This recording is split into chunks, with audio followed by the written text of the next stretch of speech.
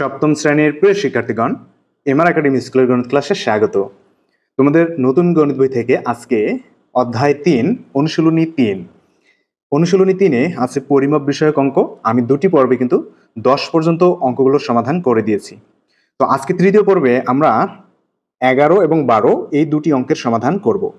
তো দেখো 11 নম্বর অঙ্কে এখানে প্রথমে কি বলেছে যে একটি আয়তকার ক্ষেত্রের দৈর্ঘ্য প্রস্থের 3 গুণ।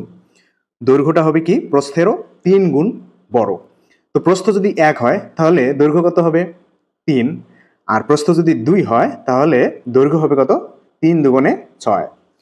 তো বলেছে এর চারিদিকে একবার প্রদক্ষিণ করলে 1 কিলোমিটার হাঁটা হয়, আয়তকার ক্ষেত্রটির দৈর্ঘ্য ও প্রস্থ নির্ণয় করো। তো ধরো এরকম একটা আয়তক্ষেত্র আছে, ধরো আমরা এরকম একটা আয়তক্ষেত্র এঁকে নিলাম। তো এরকম একটা আয়তক্ষেত্র, যে আয়তক্ষেত্রের এই যে দৈর্ঘ্যটা বড় হয় সবসময়, প্রস্থটা ছোট হয়। তো দৈর্ঘ্য হবে কি, দৈর্ঘ্যটা প্রস্থের 3 গুণ হবে, অর্থাৎ এটা যদি 1 হয় এটা হবে 3, এই প্রস্থ যদি 2 হয় এই দৈর্ঘ্যটা হবে 6।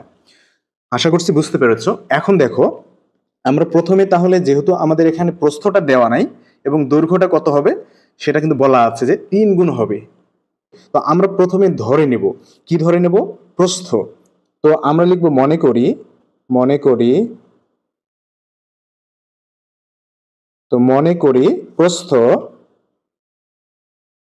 করি প্রস্থ কত, প্রস্থটা আমরা যদি 1 ধরি তাহলে আমাদের দৈর্ঘ্যটা কত হবে, অতএব দৈর্ঘ্য হবে কি, তাহলে এই যে x এর সাথে কি করতে হবে, 3 গুণ করতে হবে। যেহেতু বলেছে 3 গুণ, তাহলে আমরা 3 গুণ করব। এই যে 3 গুণ করলাম, তাহলে এখানে গুণ করলে কত হবে 3x। তো আমাদের এখানে প্রস্থ আমরা পেলাম x আর দৈর্ঘ্য পেলাম কত 3x। এখন কি বলেছে দেখো, বলেছে এর চারিদিকে একবার প্রদক্ষিণ করলে 1 কিলোমিটার হাঁটা হয়, আয়তকার ক্ষেত্রটির দৈর্ঘ্য ও প্রস্থ নির্ণয় করো। আমাদের বের করতে বলেছে দৈর্ঘ্য এবং প্রস্থ।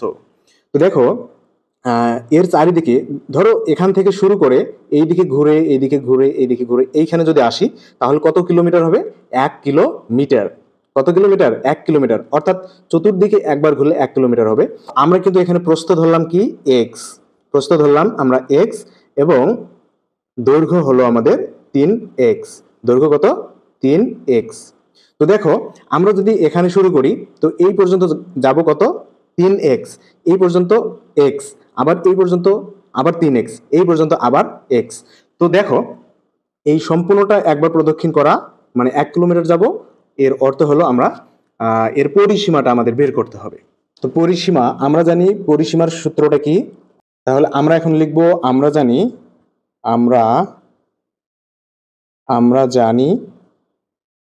তো আমরা জানি কি পরিসীমা, আয়তক্ষেত্রের পরিসীমা, আমরা জানি আয়তক্ষেত্রের পরিসীমা আয়তক্ষেত্রের পরিসীমা কি, এর একটা সূত্র আছে, সূত্রটা হচ্ছে কি 2 ইন্টু দৈর্ঘ্য যোগ প্রস্থ, 2 ইন্টু দৈর্ঘ্য যোগ প্রস্থ, এটা হচ্ছে আমাদের আয়তক্ষেত্রের পরিসীমা নির্ণয়ের সূত্র।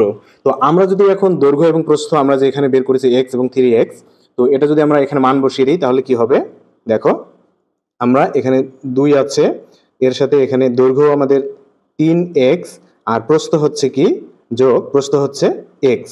তো এটা যদি আমরা যোগ বিয়োগ করি কি হবে, গুণ করি, তাহলে এখানে 2 থাকবে, এখানে হবে কত 3 আর 4, বাংলায় হবে 4x। তো এই দুটো গুণ করলে হবে 8x, 8 বা 8x হলো। তো দেখো আমরা কিন্তু এখানে আয়তক্ষেত্রের পরিসীমা বের করলাম কি, পরিসীমা বের করলাম 8x, আর আমাদের এখানে বলেছে কি এর চারিদিকে একবার প্রদক্ষিণ করলে 1 কিলোমিটার হাঁটা হয়, অর্থাৎ চারিদিকে একবার প্রদক্ষিণ করলে 1 কিলোমিটার মানে হচ্ছে এই 8x। তো চারিদিকে একবার প্রদক্ষিণ করা মানে এর পরিসীমা প্রদক্ষিণ করা, তো আমরা কিন্তু 8x পরিসীমা বের করলাম। তো আর এখানে বলেছে চারিদিকে প্রদক্ষিণ করলে 1 কিলোমিটার হাঁটা হয়। তো দেখো আমরা এখন লিখতে পারবো কি, তো আমরা লিখব শর্ত মতে, শর্ত মতে। তো শর্ত মতে কি, 8x 8x সমান, তো দেখো এখানে বলেছে চারিদিকে একবার প্রদক্ষিণ করলে 1 কিলোমিটার হাঁটা হয়। তো 1 কিলোমিটার সমান কি, 1 কিলোমিটার সমান কিন্তু 1000 মিটার। তো আমরা কিন্তু এটা লিখবো 1000, এখানে 1000। তো এইখানে আমরা সাইড নোটে লিখবো কি, আহ, আমরা জানি, আমরা আমরা জানি, তাহলে আমরা কি জানি, 1 কিলোমিটার, 1 কিলোমিটার, 1 কিলোমিটার সমান কত হবে, 1000, 1000 মিটার। এটা আমরা সাইড নোটে এখানে লিখে রাখবো। এখন কি করবো দেখো, এখন এটা আমরা ক্যালকুলেশন করব। এখানে আছে 8x। তো দেখো আমরা এখানে যদি এক্সটা রাখি আর এদিকে 8 যদি সমান চিহ্নের বিপরীত পার্শ্বে নিয়ে যাই, তাহলে কি হবে, ভাগ হয়ে যাবে, তাই না? তো এখানে হচ্ছে এদিকে গুণ অবস্থায় আছে, সমান চিহ্নের বিপরীত পার্শ্বে আসলে ভাগ হয়ে যাবে। তো 8 যাবে নিচে, উপরে থাকবে 1000, 1000। এখন এটা দিয়ে যদি আমরা কাটাকাটি করি কি হবে, 8 দিয়ে 1000 কাটলে হবে 125। তো এখানে হবে কত, 125। তো এই 125 আমাদের কি বের হলো বলতো, 125 কিন্তু প্রস্থ বের হলো, এত মিটার, এত মিটার। তো এইটা কিন্তু আমাদের প্রস্থ বের হলো 125 মিটার। তো এখন আমরা কি বের করব, এখন আমরা দৈর্ঘ্য বের করব। অতএব, অতএব দৈর্ঘ্য, দৈর্ঘ্য সমান, তো দৈর্ঘ্য কিন্তু আমাদের এখানে বের করেছি আমরা 3x। তো এখন আমরা কি 3টা রেখে দেবো এখানে, আর এর সাথে x এর মান বসাবো কত, 125। 3 দিয়ে 125কে গুণ করলে কি হবে, 3 5 15, 5 হাতে হলো 1, 3 দুগুণে 6 আর কে 7, 3 একে 3, 375 মিটার। আমরা কিন্তু কাঙ্ক্ষিত উত্তরটা পেয়ে গেছি। প্রিয় শিক্ষার্থীরা দেখো, আমাদের এখানে প্রস্থ হচ্ছে 125 মিটার আর দৈর্ঘ্য হলো কত, 375 মিটার। আমরা লিখব উত্তর, উত্তর, উত্তরটা আমাদের কি, দৈর্ঘ্য, দৈর্ঘ্য কত, 375 মিটার, আর হলো কি প্রস্থ, প্রস্থ, প্রস্থ হবে কত, 125 মিটার। এটাই হচ্ছে আমাদের এই অঙ্কের উত্তর। এখন আমরা 12 নম্বর অঙ্কটির সমাধান করব। তো 12 নম্বর অঙ্কে এখানে কি আছে দেখো, বলেছে প্রতি মিটার 100 টাকা দরে 100 মিটার লম্বা ও 50 মিটার চওড়া একটি আয়তকার পার্কের চারিদিকে বেড়া দিতে কত খরচ লাগবে। তো চারিদিকে বলেছে আয়তকার পার্কের। তো এই যে আমরা 11 নম্বর অঙ্কটা সমাধান করলাম, এই যে আয়তকার, ধরো যে এটাই, এই আয়তকার পার্কের চারিদিকে বেড়া দিতে, চারিদিকে বেড়া মানে কি, এই যে চতুর্দিকে বেড়া, চতুর্দিকে মানে হচ্ছে কি, এর পরিসীমা বের করতে হবে। এর কি বের করতে হবে, পরিসীমা বের করতে হবে। শিক্ষার্থীবৃন্দ, এখন আমরা 12 নম্বর অঙ্কটির সমাধান করব। তো এখানে কি বলেছে দেখো, বলেছে প্রতি মিটার 100 টাকা দরে, প্রতি মিটার মানে কি 1 মিটার, 100 টাকা দরে 100 মিটার লম্বা ও 50 মিটার চওড়া একটি আয়তকার পার্কের চারিদিকে বেড়া দিতে কত খরচ লাগবে। তো বলেছে চারিদিকে বেড়া দিতে কত খরচ লাগবে, চারিদিকে মানে হচ্ছে কি পরিসীমা, চারিদিকে মানে পরিসীমা। ধরো এই যে এরকম একটা আয়তকার পার্ক আছে, এটার হচ্ছে কি দৈর্ঘ্য হচ্ছে 100 মিটার আর প্রস্থ হচ্ছে কি 50 মিটার। দৈর্ঘ্য হচ্ছে 100 আর প্রস্থ হচ্ছে 50 মিটার করে। এখন বলেছে যে কি আয়তকার এই পার্কটার চতুর্দিকে, চতুর্দিক মানে কি এইদিকে, এইদিকে, এইদিকে, এদিকে, চতুর্দিকে মানে হচ্ছে পরিসীমা, পরিসীমা আমাদের বের করতে হবে। তো চতুর্দিকে বেড়া দিতে কত খরচ লাগবে, কত টাকা লাগবে, এটা কিন্তু আমাদের বের করতে হবে। তো আমরা প্রথমে লিখবো দেওয়া আছে।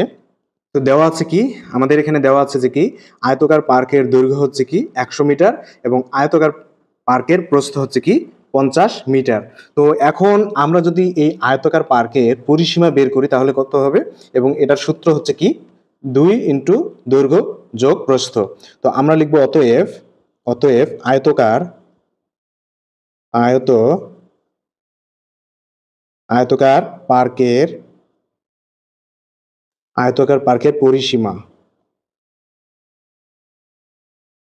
তাহলে কি আয়তকার পার্কের পরিসীমা কি হবে, 2 গুণন দৈর্ঘ্য, দৈর্ঘ্য যোগ প্রস্থ। এটা হচ্ছে কি সূত্র, তাই না? তো এখন দেখো আমরা যদি এখানে এই যে দৈর্ঘ্য আর প্রস্থ আছে, দৈর্ঘ্য প্রস্থের মান আছে, আমরা মানটা বসিয়ে দিব। তো এখানে আছে 2 ইন্টু দৈর্ঘ্য হচ্ছে আমাদের এখানে 100 মিটার আর প্রস্থ হচ্ছে কি 50 মিটার, এত মিটার। তো আমরা যদি এটা ক্যালকুলেশন করি তাহলে কত হবে? এখানে হবে 150 আর 2 যদি গুণ করি, 100 আর 50 যোগ করলে হয় 150 আর 150 দিয়ে 2 গুণ করলে হবে 300, তাহলে কত হবে? 300 মিটার। তো আমরা কিন্তু আয়তকার পার্কের পরিসীমা বের করলাম 300 মিটার। এখন কি বলেছে দেখো, প্রতি মিটার 100 টাকা দরে, মানে প্রতি মিটার মানে 1 মিটার, 1 মিটার বেড়া দিতে খরচ পড়বে 100 টাকা। তো আমরা এখন এটাই লিখব। দেখো যেহেতু আমাদের কত খরচ লাগবে মানে টাকার পরিমাণ বের করতে বলেছে, তাই টাকার পরিমাণ আমরা এই ডাইন সাইডে লিখবো আর বাকি অংশটুকু বাম সাইডে লিখবো। তো আমরা লিখবো 1 মিটার 1 মিটার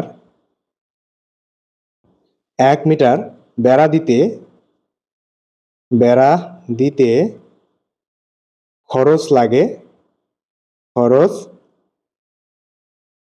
কত? খরচ লাগবে 100 টাকা, 100 টাকা। তো এখন আমাদের বলেছে 300 মিটার দিতে কত, অতএব আমরা লিখবো অতএব 300 মিটার বেড়া দিতে খরচ লাগবে। তাহলে 300 মিটার বেড়া দিতে খরচ লাগবে, অবশ্যই গুণ করতে হবে, তাই না? তাহলে আমরা কি করব, 300 গুণ 100 টাকা।